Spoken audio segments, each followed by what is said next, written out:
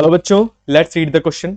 The question says write a response to the following argument against democracy. Question में आपको तीन arguments दे के रखे हैं जो कि डेमोक्रेसी के अगेंस्ट में बात कर रहे हैं। आपको तीनों आर्गुमेंट्स के ऊपर अपना रिस्पॉन्स देना है। The first argument says army is the most discipline and corruption free organisation in the country, therefore army should rule the country. Army देश की सबसे डिसिप्लिन और सबसे करप्शन फ्री ऑर्गेनाइजेशन होती है, दैट्स वाई आर्मी को ही सरकार चलानी चाहिए, देश को गवर्न करना चाहिए, ये स्टेटमेंट में कहा है।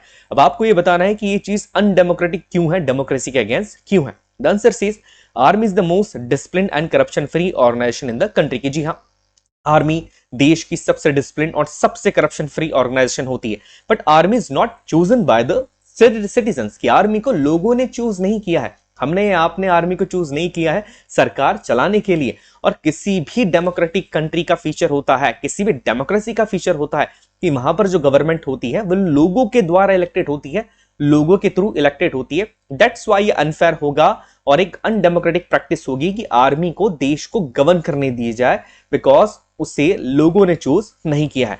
Next point says rule of the majority means rule of ignorant people.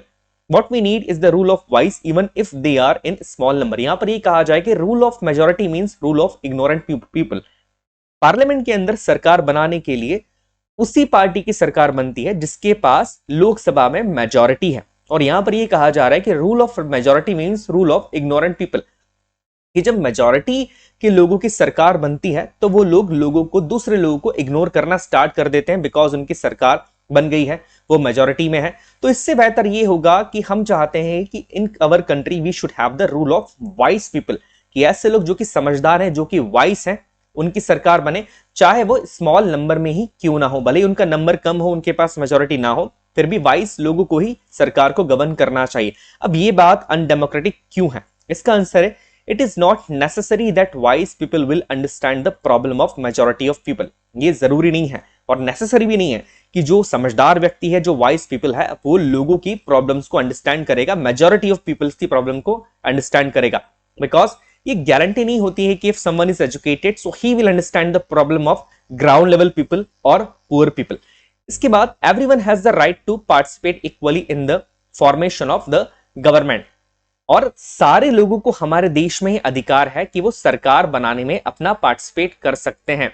Right to equality भी उनके पास है। हमारे देश में सारे लोग समान है, चाहे वो वाइस हो ना हो, किसी कास्ट से बिलोंग करते हैं, किसी कम्युनिटी से बिलोंग करते हैं, और सारे लोगों को ये अधिकार है कि वो इक्वल पार्टिसिपेशन कर सकते हैं सरकार का बनाने में या सरकार को फॉर्मुलेट करने में। Therefore, ignoring some section of government would be unfair. Some sections of government would be unfair, and wise men need not to be necessarily good administrators। तो इस बात के बाद कुछ सेक्शन को इग्नोर करना सोसाइटी के, ये चीज ठीक नहीं होगी। और ये जरूरी भी नहीं होता है, नेसेसरी भी नहीं है कि जो वाइस पर्सन है वो गुड एडमिनिस्ट्रेटर होंगे, कि वाइस पर्सन देश को अच्छे से चला पाएंगे, ये इस बात की कोई गारंटी है भी नहीं। सो दैट्स व्हाई ये जो पॉइंट है, rule of the majority means the rule of the ignorant people, what we need the rule of the wise even if they are small in numbers, ये point यहां पर invalid है, undemocratic है। Next point की यहां पर बात की जाए, if we want religious leaders to guide us in spiritual matters, why not invite them to guide us in political matters as well? The country should be ruled by religious leaders। यहां पर ये कहा जा रहा है कि हमें religious leaders की जरूरत पड़ती है स्पिरिचुअल मैटर्स के अंदर, हमारे रिलीजियस मैटर के अंदर, हमारे स्पिरिचुअल मैटर्स के अंदर रिलीजियस लीडर्स ही हमें गाइड करते हैं। सो क्यों ना उन्हें पॉलिटिकल मैटर्स को भी गाइड करने के लिए इन्वाइट किया जाए, और कंट्री जो है वो रिलीजियस लीडर्स के थ्रू ही गवर्न की जानी चाहिए, रूल की जानी चाहिए, बिकॉज हमारा रिलीजियस लीडर पे बहुत ज्यादा भरोसा है और वो हमें स्पिरिचुअलिटी के लिए जब गाइड कर सकते हैं तो पॉलिटिकली भी वो गाइड कर सकते हैं। अब ये चीज अनडेमोक्रेटिकल क्यों है, इसका आंसर है religion and politics are two different things. देखिए, धर्म और पॉलिटिक्स, धर्म और राजनीति दोनों ही बहुत ही डिफरेंट चीजें होती हैं। While religion can guide someone towards religious affairs, it cannot be guide of anyone for the politics।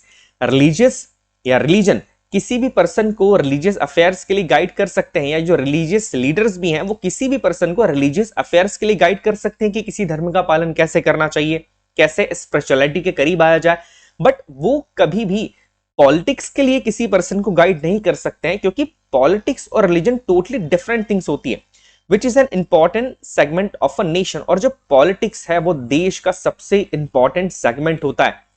Politics के थ्रू ही या पॉलिटी के थ्रू ही हमारे देश की सरकार बनती है, देश के अंदर पॉलिसीज इंप्लीमेंट की जाती है, देश को गवर्न किया जाता है और देश को चलाया जाता है। तो किसी भी रिलीजियस लीडर के हाथ में देश की बागडोर दे देना या सरकार दे देना, यह बात ठीक नहीं है। और दूसरी बात यह भी है कि रिलीजियस लीडर्स को इलेक्ट नहीं किया जाता है, तो ये भी एक अनडेमोक्रेटिक प्रैक्टिस ही होगी।